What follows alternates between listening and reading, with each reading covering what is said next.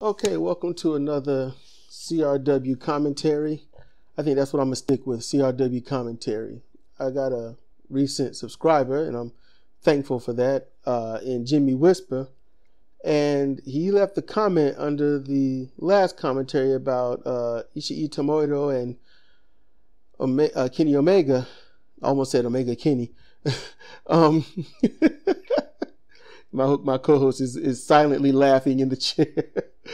And he brought up something that I've been thinking about for a while, but I didn't exactly know how to put it or know how to word it. He thought about how wrestling is, and it's a monopoly. It is. You used to have ECW, WCW, WWF, which turned to WWE after being sued by the World Wildlife Federation. So his idea was to socialize, co-op wrestling. So if you got the company, all the wrestlers, the staff, managers, and whatnot, they own an equal part, not share, equal part of the company. And the reason I say part, not share, is because share is basically stock market talk. And to me, right now, and I'm always subject to change if someone puts an idea out there, better reasoning, keeping your wrestling company out of the stock markets, keep the company in your control. Simply put, once you go on the stock market, you are going to need a board. And that board is going to have to consist of a minimum of 6 people. Honestly, usually it's 12. And then there's you, so that's 13, so to make it so it's never a tie. And that board pretty much oversees you, and they pretty much tell you what to do. And your goal is to make sure this board gets their money, because they are investing a lot in hoping to get a grand return. So you go from running a wrestling business to running a business. That's it. And keeping it away from the stock market, the stock exchange, and just keeping it, to you. I guess the term would be private. I guess I haven't done enough research on that, but keeping it just isolated to you and the wrestlers, it does give a great incentive, because the better they do, the more they put into it, the more they'll get out. So if the fans know that this company is not profit driven, all right, now just hear this out. If the fans know it's not profit driven, they know it's just for the love of the sport, the love of their craft, the love of what they do, then they want to please the fans as well as themselves and their co-workers. They have incentive. They have incentive to not hurt each other. They have incentive to not try to outdo each other, but greater incentive, and it's not an obligation or something for the business in general of professional wrestling, but it's more incentive for them to actually get each other over, to make each other shine, and not the Tony Atlas way, not putting baby oil on you. You can try to shine like that. We're just trying to make each other look good. So, everyone gets, their own part ownership into it. Now, here's the thing. That idea sings to me, is beautiful to me, because I can't see how I could have a company where I pay the wrestlers chump change for them putting their bodies on the line and their lives, their livelihood on the line. And I'm like, here you go, you got $20 a day. I can't see that. And then I break out with $200 or $300. It doesn't seem fair. It doesn't seem right. So to me, if everyone's got stake in it, then everyone's going to try to grill it right. That's how that's going to work out to me. But the way wrestlers are today, and I'm not saying all of them, it's just very general, because wrestlers are bred. They are taught this. And then if they're not taught it, they see it. And they realize they have to survive with these people. Not in the ring, that type of, no, this is a mental survival. As I think it was Al Snow that put it, that basically it's just a bunch of little bitches. You know, you got one guy saying, well, why do you get this and I don't? I want this. I want to be over you. It's a competition. I need to be better than you. I have to be more popular than you. I have to get more fans, more revenue, yada, yada, yada. So the whole point is one wrestler trying to stomp on another one. And they'll do it in the ring. They will no-sell certain moves. They will flub matches, like the Giant, Paul Wright, how he snubbed Kevin Nash on the powerbomb. And he just became kind of dead weight, kind of jacking up the move, and it turned it into, from a high angle flat back powerbomb into the original Gonzo bomb, which is basically on the top of the shoulders, base of the neck, which is dangerous. You know, the Luther style powerbomb. So it's stuff like that can really mess up. Or like wrestlers like I can't remember his name, but he got in the ring with Antonio Inoki and was like, I'm just gonna no sell, and Inoki was like, you're gonna no sell me, then I'm gonna shut you down. And he started punching and kicking him and got him to the mat and just started stomping and punching right on his head, and that, you know, the match was stopped.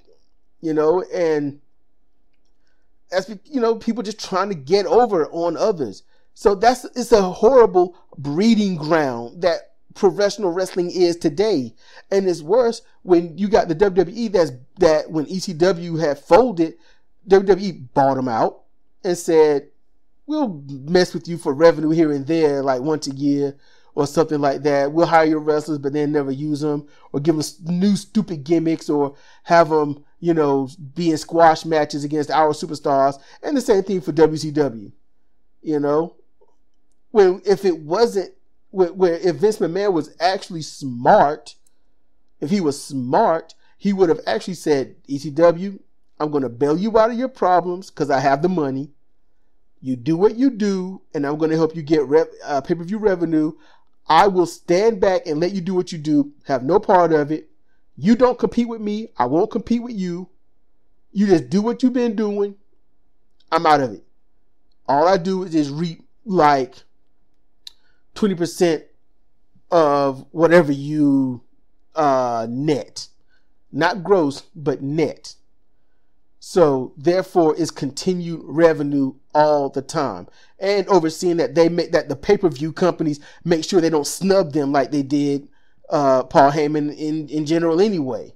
That caused caused the company to fold, supposedly. And then WCW was poorly mismanaged, hiring wrestlers for $100,000 a year, $1 million a year, and allowing Hogan to have 25% pay-per-view revenue and all this other stuff. I mean, it was doomed to fail. And Vince could have said, I'm going to bail you out. I'm going to do this. You run it like you got some brains. And if you want to keep competing with me for the Monday Night Wars and all this, because both of them is really bringing in people for their tribes and stuff, let it do that. Just do what it do and just be that way. And then he could have easily said, once a year, we'll have our wrestlers compete in legit form type matches. And those wrestlers will be in a tournament, and then it'll be like the Grand World title or something. You know, and nobody's going to think it's real anyway. But at the same time, they in that ring know it's real, and they'll get something out of it. But everyone's winning. Every company's making money. Everyone that owns it making money. Vince would have made money. It would have been genius at that moment. Now the Grand World title thing, fine. If that's silly or stupid or whatnot, fine. You can scrap it.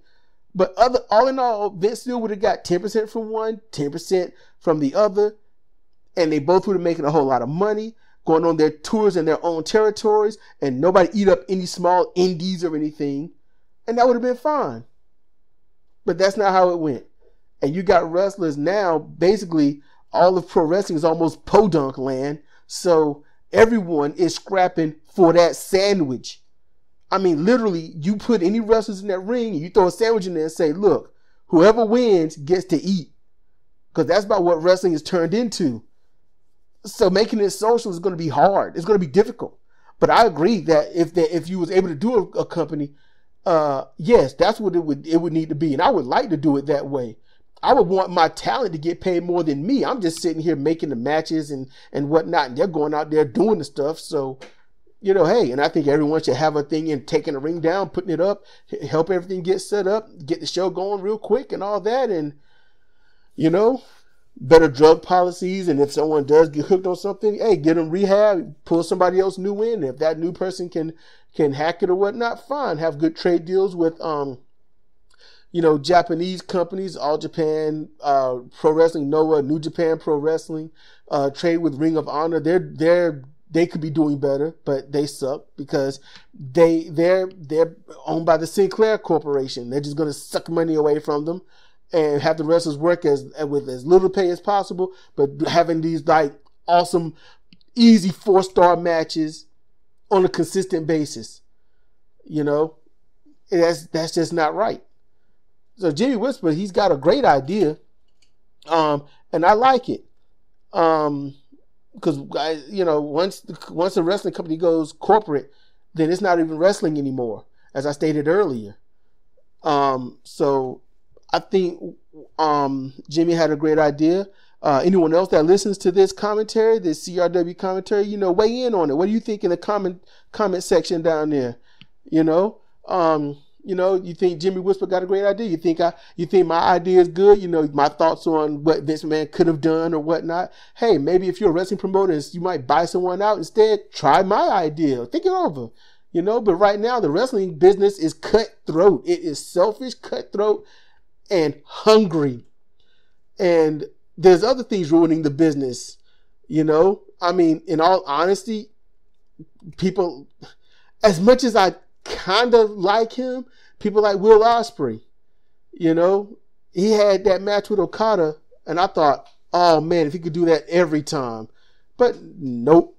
He goes back to flippy floppy, and then weird moves, kind of like Ricochet. Flippy floppy, awesome.